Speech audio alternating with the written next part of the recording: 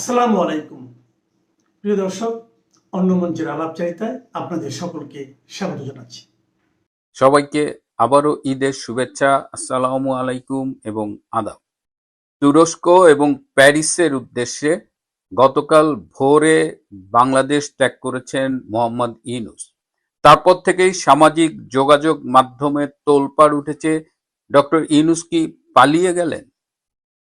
অনেকেই আমাকে ব্যক্তিগতভাবেও জিজ্ঞেস করেছেন, আজকে সেই বিষয়টি নিয়েই আলোচনা করব।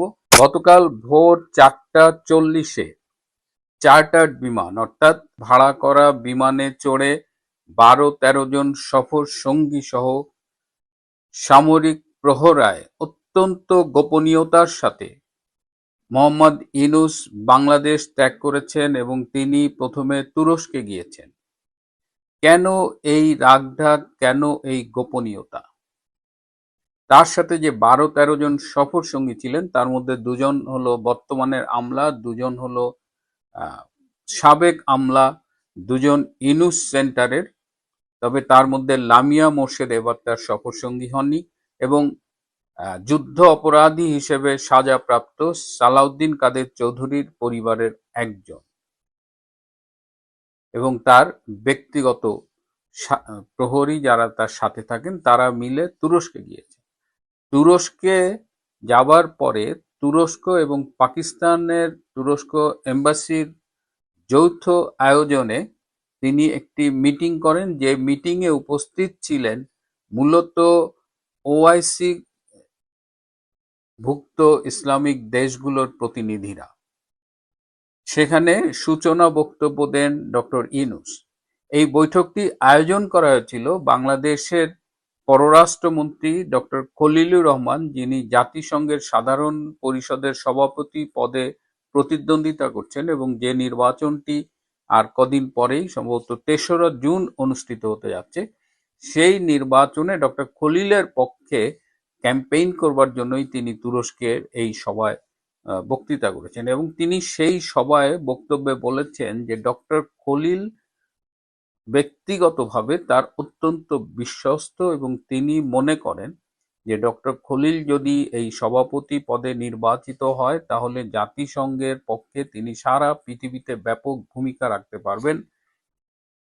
বিশেষ করে ডক্টর খলিল খুবই ইনোভেটিভ আইডিয়ার অধিকারী একজন মানুষ, খুবই নতুন এবং সৃজনশীল আইডিয়া তার মাথা থেকে আসে, যেটা ডক্টর ইউনূস নিজেই তার প্রমাণ, এবং তারুণ্যকেও ডক্টর খলিল ধারণ করেন। সো পৃথিবীর তারুণ্যের পক্ষে ডক্টর খলিল নির্বাচিত হলে সোচ্চার থাকবেন এবং জাতিসংঘে দেখা গেছে যে এখানে মোটামুটি বড় বড় দেশগুলোর স্বার্থ সংরক্ষিত হয়, ছোট দেশগুলোরা বরাবরই উপেক্ষিত থাকে, কিন্তু ডক্টর খলিল নির্বাচিত হলে তিনি ছোট দেশগুলোর স্বার্থের সপক্ষে একটা স্ট্যান্ড নেবেন। এই সব কারণে তিনি ডক্টর খলিলকে জেতানোর জন্য ওআইসি ভুক্ত দেশগুলোর উপস্থিত যেসব প্রতিনিধি ছিলেন তাদের প্রতি অনুরোধ করেন। এই যে চার্টার্ড বিমানে তিনি তুরস্ক গেলেন, এটি কিন্তু বাংলাদেশ সরকারের পয়সায় ভাড়া করা। এটা ইউনূস সেন্টার কিংবা মোহাম্মদ ইউনূসের ব্যক্তিগত অর্থে নয়, অর্থাৎ সরকারি অর্থায়নে তিনি বিমান ভাড়া করে তার সফর সঙ্গীদের নিয়ে তুরস্কে গিয়েছেন এবং তুরস্কের এই সভা শেষে তিনি গিয়েছেন প্যারিসে এবং প্যারিসে তিনি আজকে তার ব্যক্তিগত কাজ এবং ঈদ এসব মিলিয়ে তিনি আজকে ব্যস্ত সময় কাটাবেন। আগামীকাল প্যারিসে স্থানীয় সময় সন্ধ্যা 6টায় তিনি আরও একটি মিটিং করবেন এই ডক্টর খলিলের সমর্থনে। সেখানে উপস্থিত থাকবেন জাতিসংঘের সাবেক কর্মকর্তা, বিভিন্ন তার পরিচিত সাবেক কূটনীতিক, বর্তমান কূটনীতিক এবং প্রভাবশালী অনেককেই তিনি আমন্ত্রণ জানিয়েছেন এই সভায় এবং সেখানেও তিনি ডক্টর খলিলকে নির্বাচনে বিজয়ী করবার পক্ষে বক্তব্য রাখবেন।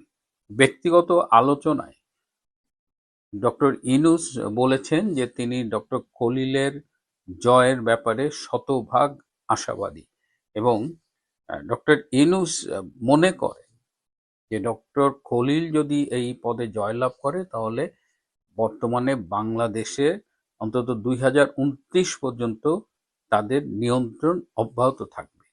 ডক্টর ইউনূস প্রায়শই কথায় বলেন যে বর্তমান যে তারেক রহমান সরকার এটি তার সরকারেরই একটা এক্সটেনশন বা সম্প্রসারণ, এবং তিনি এই সরকারের উপরে তার সম্পূর্ণ নিয়ন্ত্রণ আছে বলেই মনে করেন।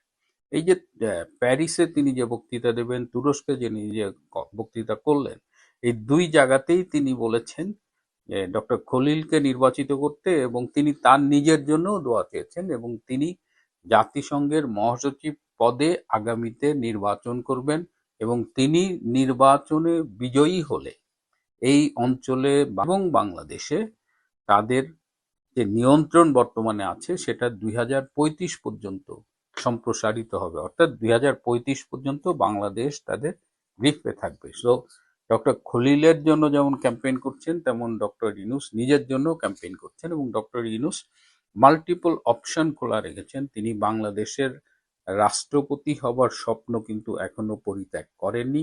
এর পাশাপাশি তিনি জাতিসংঘের মহাসচিব পদে প্রতিদ্বন্দ্বিতা করবার স্বপ্ন এখন দেখছেন। এবং এখন কথা হলো যে ডক্টর খলিলের নির্বাচনী প্রচারের উদ্দেশ্যে গিয়েছেন ডক্টর ইউনূস, তাহলে কেন এই গুঞ্জন উঠছে যে ডক্টর ইউনূস কি পালিয়ে গেলেন, তিনি কি আর দেশে ফিরবেন না?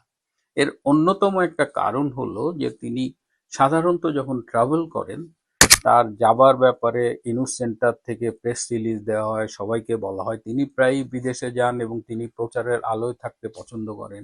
এর বাইরেও এবার যে তিনি গিয়েছেন, তিনি সাধারণত তার সাথে অনেক বেশি লাগেজ থাকে না, কিন্তু এবার তিনি ব্যক্তিগত ব্যবহার্য প্রচুর জিনিসপত্র এই ভাড়া করা বিমানে নিয়েছেন এবং গোপনীয়তার মধ্য দিয়ে দেশ ত্যাগ করেছেন। এ কারণেই এই আলোচনাটা উঠেছে যে ডক্টর ইউনূস বোধহয় পালিয়েই গেলেন এবং সহসা তিনি দেশে ফিরবেন না। এবং এর পেছনে যে কারণটা বললাম, যে বর্তমানে যে জিও পলিটিক্যাল সিচুয়েশন, যে আমেরিকা ভারত এদের সম্পর্কের যে নতুন একটা মাত্রা আমরা দেখতে পাচ্ছি, সব মিলিয়ে ডক্টর ইউনূসের জন্য একটা অনিশ্চিত পরিস্থিতি বিরাজ করছে। সো তিনি যেহেতু খুব শেয়ানা মাল, সুতরাং তার এই মুহূর্তে একটু সরে থাকার একটা প্রবণতা থাকতে পারে। যাই হোক, তিনি ফিরবেন কিনা সেটা আমরা তাড়াতাড়ি জানতে পারবো। তবে এই মুহূর্তে তিনি ডক্টর খলিলের ক্যাম্পেইন এবং তার আড়ালে নিজের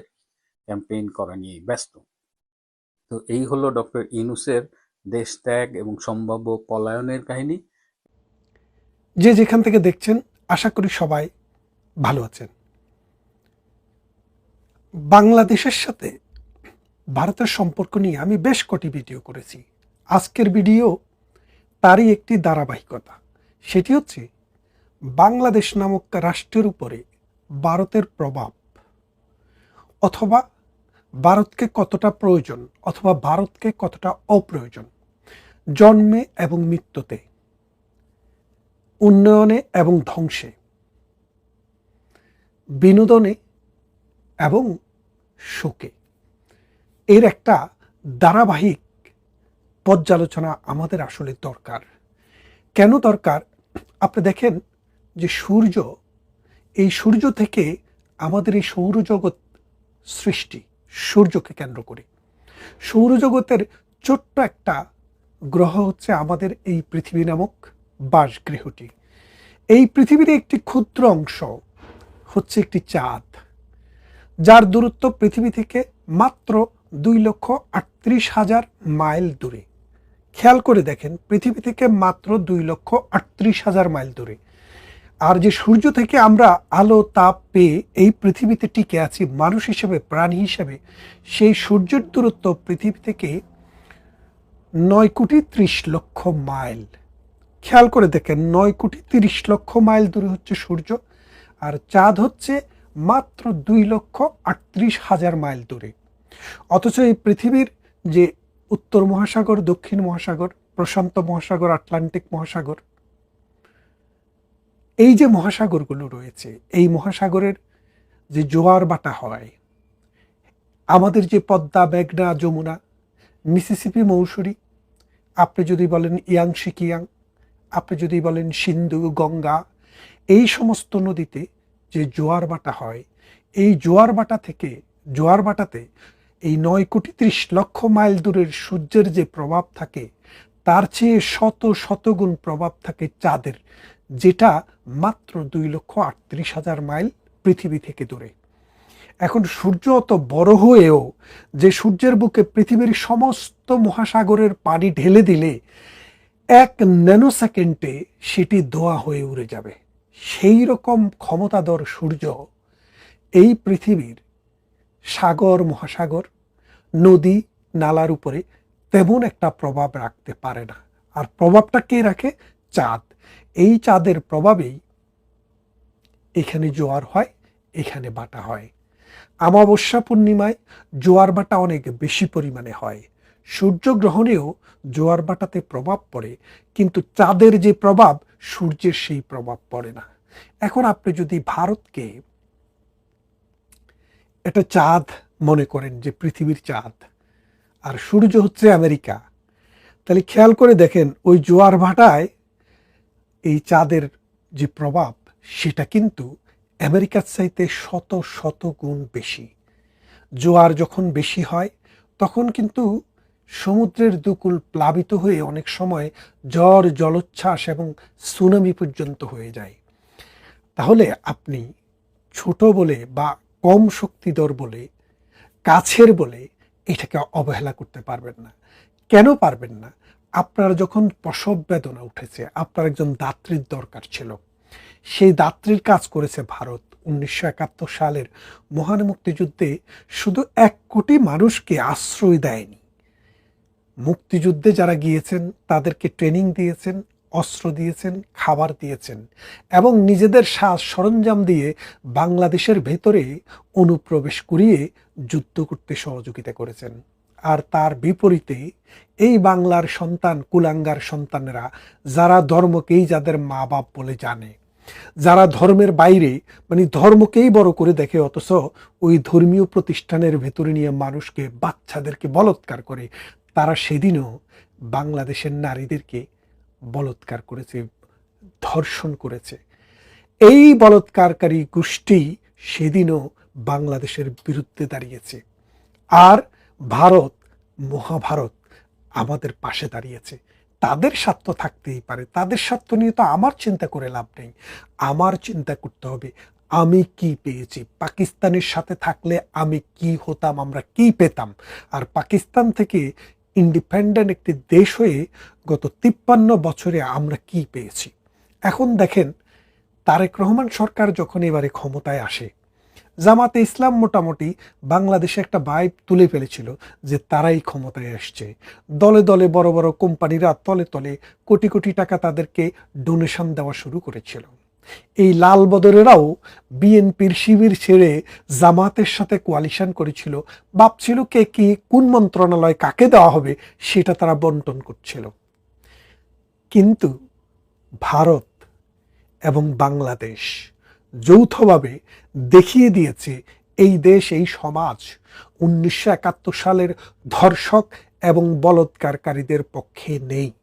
এই দেশ, এই মাটি 71-এর মহান মুক্তিযুদ্ধের পক্ষের।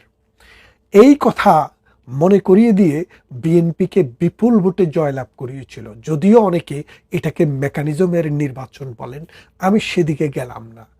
ইউনূসের মন্ত্রী পরিষদের একে একে সব সদস্য আইসা এখন নিজে ছাপাই দিচ্ছে যে এটা ডিপ স্টেটের কাজ।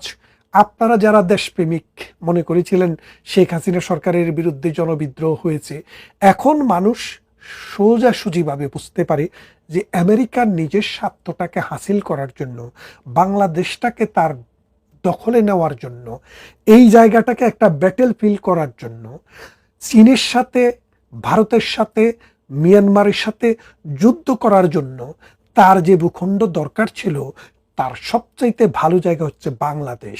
সেই জন্য এই বাংলাদেশকে দখল করার জন্য গত 17 বছর থেকে তারা চেষ্টা করে এসছে। শেখের বেটি জননেত্রী শেখ হাসিনা, বাংলাদেশের মানুষের নয়নের মণি, তিনি বলেছেন আমার ক্ষমতা চলে যেতে পারে, আমার জীবন চলে যেতে পারে, বাংলার 1 ইঞ্চি মাটিও আমি আমেরিকান হাতে তুলে দেব না। তখন এই বাংলাদেশের জন্ম নেওয়া এক কুলাঙ্গার সন্তান আমেরিকা তাকে নোবেল পাইয়ে দিয়েছে।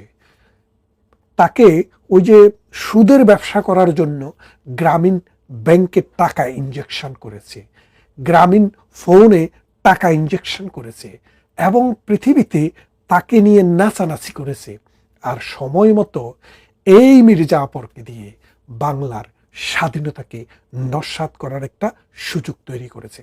এখন বিএনপি ভারতের সাথে সম্পর্ক কেমন রাখবে, ভারতের সাথে বিএনপির সম্পর্ক কেমন হলে এই দেশ টিকে যাবে, এই সমাজ এই রাষ্ট্র টিকে যাবে, সেটা কিন্তু ভাববার সময় বিএনপির এখনই।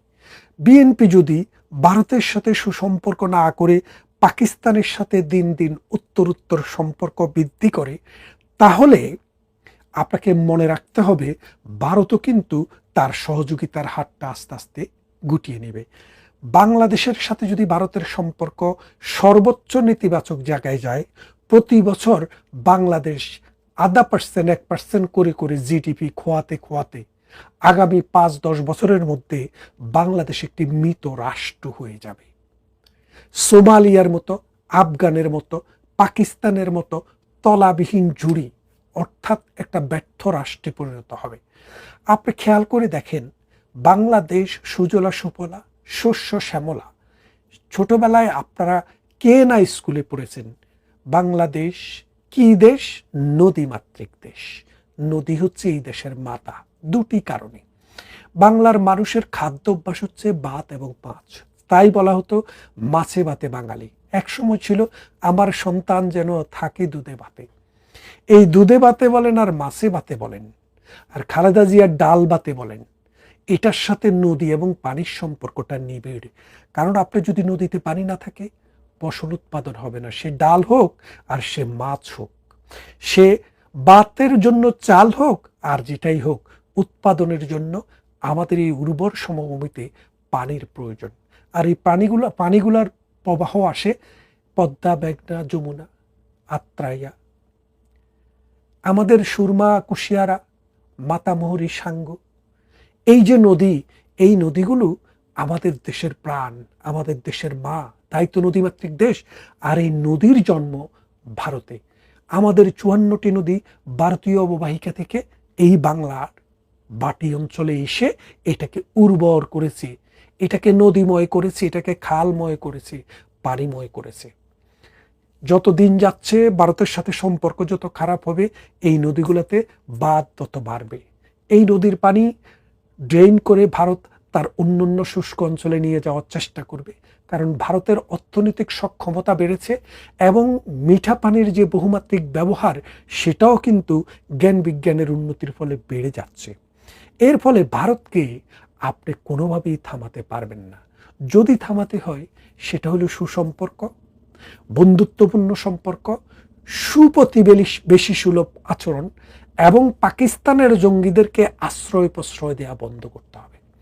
তা না হলে এই বাংলাদেশ, এই বদ্বীপটি 53 বছর গেছে, 54 বছর গেছে, আরো 20 বছরও টিকিয়ে রাখতে পারবেন কিনা সেটা একটু হুমকির মুখে পড়ে যাবে। আমরা চাই আমাদের এই পূর্বপুরুষের দেশ, এই দেশ থাকবে, স্বাধীন থাকবে। ভারত আমাদের বন্ধু। আপনি খেয়াল করে দেখেন, বাংলাদেশের 54 বছরে ভারত কি কখনো কোনোদিন বাংলাদেশের 1 ইঞ্চি জায়গা দখল করার চেষ্টা করেছে? করেনি। উল্টো আমাদের সীমান্ত চুক্তি বাস্তবায়ন করার জন্য 1500 হেক্টর জমি শেখ হাসিনাকে উপহার হিসেবে দিয়ে দিয়েছে। অর্থাৎ ভারতের 1500 হেক্টর জমি বাংলাদেশের মানচিত্রের ভিতরে ঢুকিয়ে দিয়েছে। তার মানে ভারতের ইন্টেনশন, ভারতের চেষ্টা সবসময় পজিটিভ ছিল। অথচ বিএনপি এবং 4 দলীয় জোট সরকার যখন ক্ষমতায় ছিল, চায়না এবং পাকিস্তানের 10টা অস্ত্র আপনারা ধরা পড়তে দেখেছেন। অনুপ চেটিয়া এবং পরেশ বড়ুয়াকে ঢাকাতে ধরা পড়তে দেখেছেন। তাদের কাজ ছিল ভারতের যে সীমান্ত অঞ্চল, ওখানে অশান্ত করার জন্য চায়না এবং পাকিস্তানের এই জঙ্গিদেরকে দিয়ে এই অস্ত্রগুলা ভারতে পাচার করা এবং ভারতকে অস্থিতিশীল করা।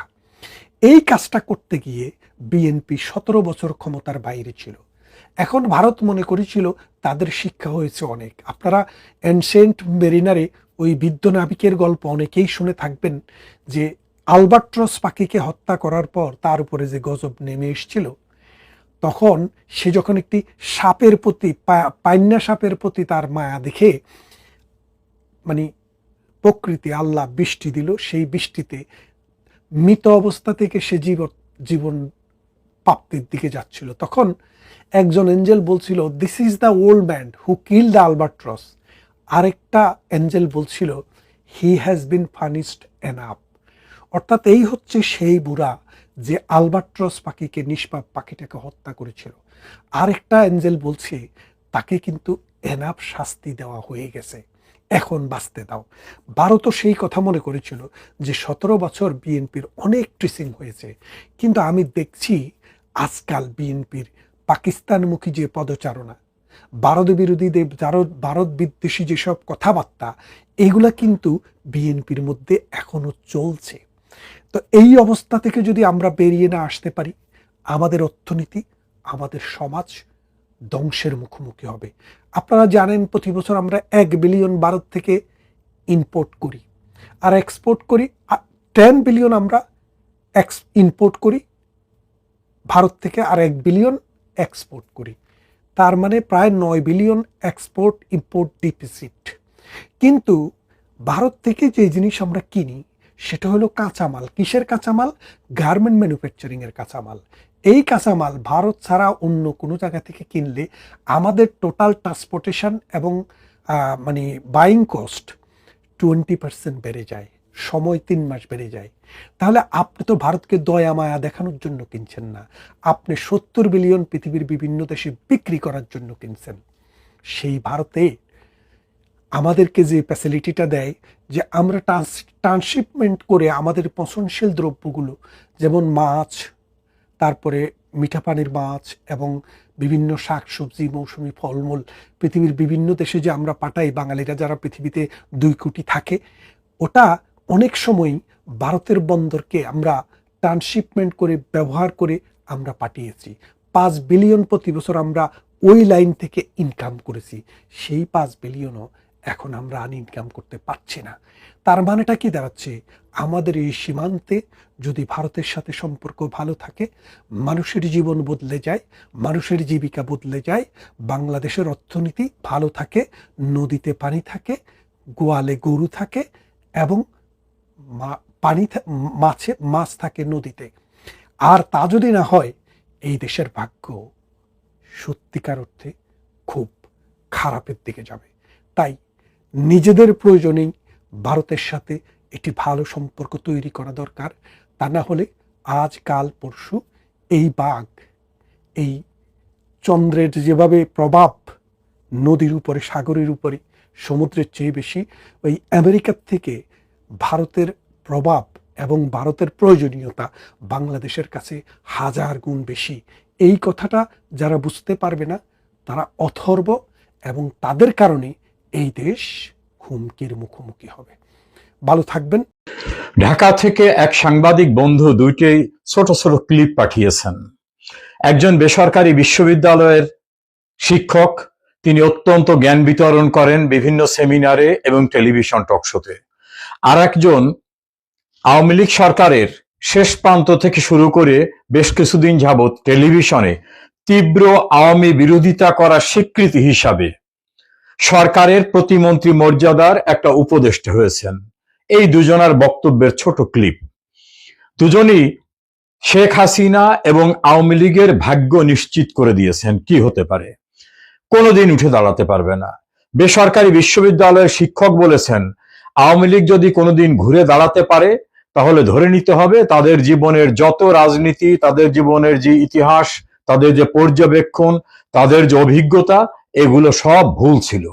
অর্থাৎ যা কিছু অতীতে ভেবেছেন তার জ্ঞান গরিমা সব ভুল।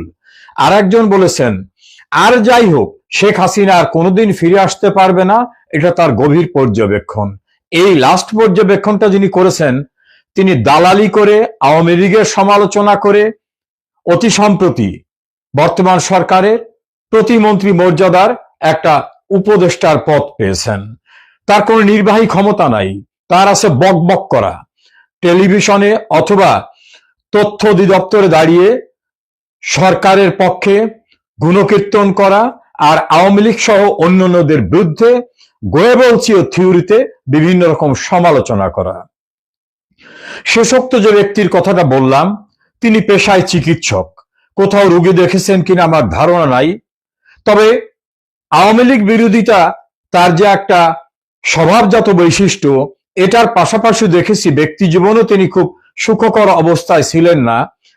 আমি ব্যক্তিগত পর্যায়ে যেতে চাই না, তার স্ত্রী তার বিরুদ্ধে যে জাতীয় অভিযোগ এনেছেন এবং দেশের বাইরে বিভিন্ন অনলাইন অ্যাক্টিভিস্টরা তার সম্পর্কে যে সকল কথা বলেছেন, তার কিছু কিছু শোনার সুযোগ আমার হয়েছে। আমি সে বিষয়ে আলোচনা করব না, তার ব্যক্তিযোগ্যতা অযোগ্যতা সেটা নিয়ে। তবে এই দুইজনের উদ্দেশ্যে বলছি, শেখ হাসিনা এবং আওয়ামী লীগের ভাগ্য গণনা এই জ্যোতিষীর মতো করার আগে নিজেদের ভাগ্য গণনা করুন, নিজেদের যোগ্যতা আগে প্রমাণ করুন। আমি দুজনকে অনুরোধ করব, জনগণের জন্য কাজ করতে পারা না পারার এই থিসিস থিওরি বুলি আওড়াবার আগে জনগণ আপনাদের চায় কিনা দুজনে অন্তত পৌরসভার কোনো কাউন্সিলর অথবা ইউনিয়ন পরিষদের কোনো মেম্বার পদে দাঁড়িয়ে একবার নির্বাচিত হয়ে আসেন। যদি নির্বাচিত হতে পারেন, ইউনিয়নের মেম্বার হন বা পৌরসভার বা সিটি কর্পোরেশনের কাউন্সিলর হন, তখন আমি ধরে নেব যে আপনারা জনপ্রতিনিধি, ওই লেভেলের হলো জনপ্রতিনিধি। তখন ওই জনগণের জন্য আপনার কি করার মতো ক্ষমতা আছে, কি করতে পারেন, সেটার পরীক্ষা নিরীক্ষা দিন। আমার ধারণা ইউনিয়নের চেয়ারম্যান পদেও এই দুজনের একজন নির্বাচন করে হতে পারবেন না। ইউনিয়নের চেয়ারম্যান পৌরসভার কাউন্সিলর হওয়ার যোগ্যতা নাই বলে আমি মনে করি। কারণ জনগণের ভোট পেয়ে, ম্যান্ডেট পেয়ে জনপ্রতিনিধি হওয়া অত সহজ না। রাজনীতিতে কপচানো খুব সহজ। বাংলাদেশের রাজনীতির আমার ছোটখাটো পড়াশুনো করা আছে। যারা বস্তায় বস্তায় বই লিখে থিওরি আউড়িয়েছেন, কেউ বলেছেন মুৎসুদ্দি, কেউ বলেছেন পেটি বুর্জুয়া, কেউ শ্রেণীশত্রু, কেউ শোষণহীন সমাজ কায়েম করবেন, কেউ শ্রেণীশত্রু খতম করবেন, কেউ নকশালবাড়ি স্টাইলে মানুষ খুন করেছেন, কেউ উগ্রতা দিয়ে অতি আধুনিক সমাজতন্ত্র কায়েম করতে চেয়েছেন, কেউ বিদেশি মডেলের সমাজতন্ত্র কায়েম করতে চেয়েছেন, কেউ চীনের সমাজতন্ত্র, কেউ মার্শোতিগের চিন্তাধারা, কেউ ট্রটস্কির চিন্তাধারা, কেউ মার্কস লেনিনের চিন্তাধারা, কেউ বা ইসলামী জাহানের বিভিন্ন চিন্তাধারা, কেউ ইরানের খোমেনির চিন্তাধারা, নানা রকম তত্ত্ব দিয়েছেন, বই লিখেছেন, অনেক জ্ঞান বিতরণ অনেক করেছেন। সেই জ্ঞানীরা বাংলাদেশের বাঙালি জাতির জন্য ন্যূনতম কিচ্ছু দিয়ে যেতে পারেন নাই। কেউ কেউ টুকটাক কিছু পেয়েছেন, সেটা কখনো আওয়ামী লীগের বদন্যতায়, কখনো সামরিক শাসন থেকে যেসব দল হয়েছে তাদের বদন্যতায়, নিজেদের যোগ্যতায় কিছু না। এই বুলি আওড়ানো, থিসিস ঢালা, তত্ত্ববাণী প্রচার করারা স্বাধীনতার লাল সূর্য এটা অর্জনে কিছু করতে পারেন নাই। বেশি তত্ত্ব দেননি, বাঙালি জাতিকে স্টাডি করতে পেরেছেন যিনি, তিনি বঙ্গবন্ধু, যিনি বাঙালি জাতির মনকে বুঝতে পেরেছিলেন, যিনি কৃষক, শ্রমিক, মেহনতি মানুষ, মধ্যবিত্ত, নিম্ন মধ্যবিত্ত, ধনী সকল শ্রেণীর মানুষের চাহিদা বুঝেছেন।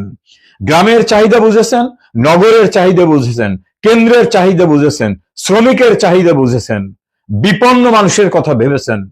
সেই বঙ্গবন্ধুই কিন্তু বাংলা ভাষাভাষী বাঙালিদেরকে বাঙালি জাতীয়তা বোধে উদ্বুদ্ধ করে জাতিগত একটা ঐক্যের প্ল্যাটফর্ম করে তাদের অধিকার আদায়ের জন্য তাদের ইস্পাত কঠিন ঐক্য গড়ে দিয়ে মহান মুক্তিযুদ্ধের মধ্য থেকে বাংলাদেশকে স্বাধীন করে দিয়েছিলেন। বঙ্গবন্ধুকে হত্যার পরে নানা তত্ত্ব কথা, বঙ্গবন্ধু ব্যর্থ, তার যোগ্যতা নাই, কত কথা শুনেছি। যারা ক্ষমতা আসলেন তারা জাতিকে কি দিয়েছেন প্রশ্ন করুন তো। অসাম্প্রদায়িক বাংলাদেশটাকে তারা ধরে রাখতে পেরেছিলেন? না। অপরাধীদের অভয়ারণ্য করার জন্য খুনি, অপরাধী, সন্ত্রাসীদের ইনডেমনিটি দিয়েছিলেন। দেশের সর্বোচ্চ আইন ধ্বংস করা ব্যক্তিদেরকে পরিত্রাণ দেবার জন্য ইনডেমনিটি অর্ডিন্যান্স করেছিলেন। সংবিধানের ৫ম এবং ৭ম সংশোধনী পাশ করে অবৈধ ক্ষমতা দখলকে বৈধতা দিয়েছিলেন।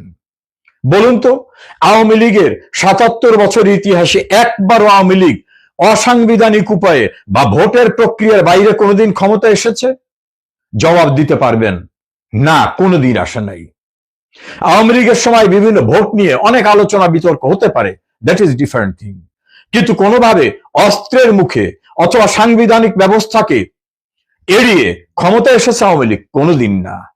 আওয়ামী লীগ বাঙালি জাতির ইতিহাসে যা কিছু গৌরবময় অর্জন তা উপহার দিয়েছে, সেটা ভাষা আন্দোলন থেকে শুরু করে ৫৪ যুক্তফ্রন্ট, বাঙালি জাতির মুক্তির ম্যাগনা কার্টা ৬ দফা আন্দোলন, আইয়ুবের মার্শাল্লাহ বিরোধী আন্দোলন, ৬৯-এর গণ অভ্যুত্থান, ৭০-এর নির্বাচন, ৭১-এর মুক্তিযুদ্ধের মধ্য থেকে বাংলাদেশকে স্বাধীন সার্বভৌম রাষ্ট্র হিসাবে বিশ্বের মানচিত্রে তুলে ধরা আওয়ামী লীগের নেতৃত্বে এসেছে। আর শেখ হাসিনা অধপতিত, দুর্নীতিতে চ্যাম্পিয়ন হওয়া বাংলাদেশটাকে উন্নয়নের রোল মডেলে পরিণত করেছিলেন। ১২৫টি কর্মসূচির মাধ্যমে সামাজিক সুরক্ষা বেষ্টনী করে তুলেছেন। প্রতিটি গ্রামে কেউ বলতে পারবে না যেটা করা সম্ভব ছিল। শেখ হাসিনা দেখিয়েছেন শতভাগ বিদ্যুতায়িত করা। প্রতিটি গ্রাম অঞ্চলে একেবারে অজপাড়াগায় ইলেকট্রনিক ব্যবস্থাকে ইন্টারনেট পৌঁছে দিয়েছেন। গ্রাম অঞ্চলের উন্নয়ন, রাস্তাঘাট, শিক্ষা প্রতিষ্ঠান, অবকাঠামো উন্নয়ন, ধনী দরিদ্রের ব্যবধান দূর করা, গৃহহীন মানুষদেরকে সরকারি জায়গায় ঘর করে দলিল করে মালিকানা নিশ্চিত করে দেওয়া। কি করেন নাই তিনি? বিধবা ভাতার থেকে শুরু করে প্রতিবন্ধী ভাতা, মুক্তিযোদ্ধা ভাতা, কি করেন নাই তিনি? কে ছিল তার উন্নয়নের সুযোগ থেকে বঞ্চিত? একটা উদাহরণ, এবং সেটা দলগতভাবে না, দল মত নির্বিশেষে সকলকে। নারী শিক্ষায়, নারীর ক্ষমতায়ন করায় বাংলাদেশের ইতিহাসে শেখ হাসিনা যা করেছে, এই ৫৫ বছর ইতিহাসে কেউ দেখাতে পারবেন সেটা করা সম্ভব হয়েছে? আমি অন্ধ না, শেখ হাসিনার শাসনামলে ত্রুটি বিচ্যুত ছিল না, একথা একবারে বলবো না, কিন্তু একথা কি অস্বীকার করা যাবে? বাংলাদেশে কেউ ভেবেছিল নিজের অর্থে পদ্মা সেতু হবে? কেউ ভেবেছিল বাংলাদেশে মেট্রো রেল হবে? কেউ ভেবেছিল সিঙ্গাপুরের চাঙ্গি এয়ারপোর্টের মতো বাংলাদেশের বিমানবন্দরে 3rd টার্মিনাল হবে? কেউ ভেবেছিল এলিভেটেড এক্সপ্রেসওয়ে হবে? কেউ ভেবেছিল কর্ণফুলী নদীর নিচ থেকে টানেল হবে? কি করে নাই শেখ হাসিনা? বাংলাদেশটাকে কোথায় নিয়ে আসছে? ইন্টারন্যাশনাল কমিউনিটি বলেছে বাংলাদেশ হয়েছে উন্নয়নের রোল মডেল। শেখ হাসিনাকে বলা হয়েছে উন্নয়নের জাদুকর। কেউ ভেবেছিল ৭১-এর ভয়াবহ অপরাধকারীদের বিচার করা যাবে? তাদের পরিত্রাণ দেওয়া হয়েছিল। শেখ হাসিনা তাদের বিচার করে দেখিয়েছেন আইনের ঊর্ধ্বে কেউ না। বঙ্গবন্ধুর খুনিদের রক্ষা করার জন্য ইন্ডেমনিটি অর্ডিন্যান্সকে আইন করার পরে তারা দাম্ভিকতা দেখিয়ে বলতো আমাদের কেউ কিছু করতে পারবে না। শেখ হাসিনা দেখিয়েছেন না, অপরাধীদের পরিত্রাণ হয় না, বিচার হয়, তাদের দর্প চূর্ণ করে দিয়েছেন। আজ বাংলাদেশের মানুষ বলছে শেখ হাসিনাই ভালো ছিল। তারা বলছে রাস্তার পাশে সবজি বিক্রেতা নারী, রিক্সা চালক, কলকারখানার শ্রমিক থেকে শুরু করে প্রত্যেকেই বলছে শেখ হাসিনার সময় নিরাপদ ছিলাম, তার সময় নারীর সম্ভ্রম নিরাপদ ছিল, তার সময় অন্ন, বস্ত্র, বাসস্থান, চিকিৎসা, শিক্ষার ব্যবস্থা ছিল, তার সময় আইন শৃঙ্খলা পরিস্থিতি ছিল, তার সময় অর্থনীতি ঘুরে দাঁড়িয়েছিল, তার সময় ইন্ডাস্ট্রির বিকাশ হয়েছিল। আজকে ২০০-র উপরে ইন্ডাস্ট্রি বন্ধ হয়ে গেছে। তার সময় কেউ আইন হাতে তুলে নিতে পারত না। আজ কোথায় বাংলাদেশ? এই যে দুই পণ্ডিত শেখ হাসিনা এবং আওয়ামী লীগের ভবিষ্যতের কথা বললেন, শেখ হাসিনা এবং আওয়ামী লীগকে স্টাডি করার যোগ্যতা আমি দুঃখের সঙ্গে বলবো আপনার এবং যাদের পদলেহন করেন, যাদের তল্পি বহন করেন, তাদের বাপ দাদারেরও নাই, তাদের 14 পুরুষের নাই। আমি তো বললাম ইউনিয়ন পরিষদের মেম্বার, পৌরসভার কাউন্সিলর হয়ে আগে প্রমাণ করেন আপনাকে কজনে চায়। টেলিভিশন এবং সেমিনারে গিয়ে জ্ঞান গর্ব, জ্ঞান পাপীর মতো মিথ্যাচার করে ক্ষমতাসীনদের আশীর্বাদ, উচ্ছিষ্ট ভোগ করা যাবে। এই উচ্ছিষ্ট কিন্তু অনেক পরিবারের খাবারের উচ্ছিষ্ট বাইরে দিয়ে দেওয়া হয়, সেখানে কিন্তু নানা রকম জীবজন্তু পাখি এসে খায়। আপনারা হচ্ছেন উচ্ছিষ্ট ভোগী, সেটা গন্ধ হোক, পচা জিনিস হোক। উচ্ছিষ্ট ভোগীদের দ্বারা শেখ হাসিনা এবং আওয়ামী লীগের ভাগ্য নির্ধারিত হয় না। শেখ হাসিনার ভাগ্য নির্ধারিত মানুষের ভালোবাসায়। আওয়ামী লীগের ভাগ্য নির্ধারিত হয়েছে সামরিক শাসক জেনারেল আইয়ুব খান, ইয়াহিয়া খান, টিক্কা খান, জেনারেল এরশাদ, জেনারেল জিয়া সহ অনেককে চ্যালেঞ্জ করে বাংলাদেশকে আজকের এই পর্যায়ে নিয়ে আসা। শেখ হাসিনার চ্যালেঞ্জ হচ্ছে 2004 সালের 21 আগস্ট তাকে হত্যার চেষ্টা করার প্রচেষ্টা সহ 19 বার হত্যা চেষ্টার ঘটনায় আল্লাহ তাকে রক্ষা করে বাঙালি জাতির মঙ্গল, কল্যাণ, দেশের উন্নয়নে তাকে নিয়োজিত করা, তাকে আত্মোৎসর্গ করার মধ্য থেকে। আপনারা শেখ হাসিনা আওয়ামী লীগের ভাগ্য নির্ধারণে যে জ্যোতিষী, যে গণক, নিজের ভাগ্য নির্ধারণ করেন। কে কি পেয়েছেন, পরের দয়ায়, অনুকম্পায় উচ্ছিষ্ট ভোগ করা ছাড়া আর কি পেয়েছেন, হিসাবটা করে কথা বলবেন। আওয়ামী লীগকে কথা বলার মতো, আওয়ামী লীগের সমালোচনা করার মতো অধিকার থেকে আমি আপনাদের নিবৃত করার কথা বলবো না। আগে বলবো, আওয়ামী লীগ সম্পর্কে স্টাডি করেন, আওয়ামী লীগের ধারাবাহিক ইতিহাস জানেন, গৌরবময় ঐতিহ্য জানেন, আওয়ামী লীগের অর্জন সম্পর্কে জানেন, আওয়ামী লীগের অবদান সম্পর্কে জানেন, তারপর সমালোচনা করবেন। আপনাদের মতো ভণ্ডদের, জ্ঞান পাপীদের দ্বারা মাঝে মধ্যে জাতি বিভ্রান্ত হলেও আবার ঘুরে দাঁড়ায়। পাকিস্তানের দালালরাও কিন্তু এমন জ্ঞান বিতরণ করত। বাংলাদেশের 2 সামরিক শাসকদের দালালি করতে গিয়েও কিন্তু কিছু বাম, কিছু ডান, নানা রকম ব্যক্তিরা দালালি করে উচ্ছিষ্ট ভোগ করেছেন। শেষ রক্ষা হয়নি।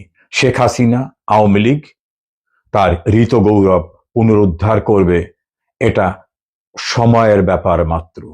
যে সমস্ত ভাবির পোলারা আর আমার ভাতিজারা, ভাবির পোলারা, ভাবির মাইয়ারা শিবির, জামাত, পেয়ারা পাকিস্তানের কথায় কথায় কইতো না গরু জবাই দিবে, জিয়াফত দেবে। বামেরাও, সিংহ বামেরাও জিয়াফত গরু জবাই করবে, প্রথম আলো অফিসে করে নাই। তারপরে তারা গরু জবাই করে ঢাকা বিশ্ববিদ্যালয়ে আসে, গরু জবাই করে দাওয়াত দিয়েছে, করে নাই। তো কেন দিয়েছিলেন? হিন্দুরা যাতে আহত হয়, ভারত যাতে আহত হয়, তাই না? বোঝা গেল যে আমেরিকার নাম শুনলে সবার বিচি কাঁধে উঠে যায়। ওটা প্যান্টের নিচে থাকে না, ওটা কাঁধে উঠে যায়। শুধু একটা গরুর নাম দিয়েছে ট্রাম্প, আর মুরদে কোলাইলো না জবা করতে। বুঝতে পারছেন তো? কিন্তু নরেন্দ্র মোদী যদি গরু রাখতো ওইটাকে কিন্তু আর সেভ করতো না। যদি অমিত শাহ লিখতো গরুর নাম তাহলে কিন্তু সেভ করতো না। যদি শুভেন্দু অধিকারী তার নামে রাখতো কিন্তু সেভ করতো না। যদি গরুর নাম শেখ ফরিদ রাখতো তাও কিন্তু সেভ করতো না। ডোনাল্ড ট্রাম্প লেখার পরে সবার হলকুম কাঁপে গেছে। এইবার এই ধরেন একটা গরুর নাম নরেন্দ্র মোদী রাখছে, অমিত শাহ রাখছে, বা বাল থেকারা রেখেছে, বা ও শুভেন্দু অধিকারী রেখেছে। সেই গরু জবাইয়ের যদি এই নিউজ হইতো, এতক্ষণ মিছিল শুরু হইতো, আর 100 গরুর নাম দিত নরেন্দ্র মোদী, অমিত শাহ, তার শুভেন্দু অধিকারী, বাল থেকারের নাম দিত, দিয়ে সেটাকে জবাই করতো কমপক্ষে 100। আর ট্রাম্পের নাম দিছে, হলকুম শুকিয়ে গেছে খোদ স্বরাষ্ট্রমন্ত্রীর। সব মুসলমান এইবার, এই জন্যই আমি বলি মুসলমান। কালকে নাকি পরশু কার জন্য ভিডিও শুনলাম, ভারতের কোনো মৌলবীর, প্রখ্যাত মৌলবী, সে আবার বিজেপির কঠোর সমালোচক। তিনি বলেছেন মুসলমানরা আল্লাহরে ডরায়। এটা কে বলে? মুসলমান আল্লাহ ডরায় না। মুসলমান আল্লাহরে ডরাইলে তো এত অন্যায় করতো না। মুসলমান ডরাই হলো লাঠি, মুসলমান ডরায় অন্য কিছু। মুসলমান এই যে বাংলাদেশের মুসলমান কিরকম ডরায়, গরুর নাম ট্রাম্প লিখছে আর জবাই করে মুরদে কোলাইল না। মুসলমান বলে আল্লাহরে দেখে ডরায়, মুসলমান আসলে আমেরিকা দেখে ডরায়, মুসলমান নাকি আল্লাহ দেখে ডরায়। মিথ্যা কথা। মহিষ কিন্তু এটা, জি জি জি, সেই মহিষ হইতো। তারপর আবার মহিষ, গরুও না। তো এটা জবাই করতে এখন ভয় পায় কেন? বোঝা গেল যে তারা আল্লাহর সাথে আমেরিকারে বেশি ডরায়, এবং এটা সত্যি। আল্লাহর রেখে সেই জন্য খোদ স্বরাষ্ট্রমন্ত্রী, খোদ বাংলাদেশ সরকার এই মহিষকে জবাই করতে সাহস পায় না, এবং বাংলাদেশের মুসলমান এখন কোনো প্রতিবাদ করে না। এই গরুর নাম, বিশ্বাস করেন, এই গরুর নাম যদি নরেন্দ্র মোদী হইতো, আবারও বলতেছি, অনেকে বলবেন কেন রিপিট করতেছি, রিপিট করার কারণটাই তো এখানে মজার। এই গরুর নাম যদি নরেন্দ্র মোদী হইতো, এই গরুর নাম যদি ভিপি সিং হইতো, এই গরুর নাম যদি আদভানি হইতো, এই গরুর নাম যদি অটল বিহারী বাজপেয়ী হইতো, এই গরুর নাম যদি অমিত শাহ হইতো, এই গরুর নাম যদি শুভেন্দু অধিকারী হইতো, এই গরুর নাম যদি হেমন্ত বিশ্বাস শর্মা হইতো, তাইলে কিন্তু বাধা দিলে বাংলাদেশে তখন দেখতেন জায়গায় উঠতো চেতনা।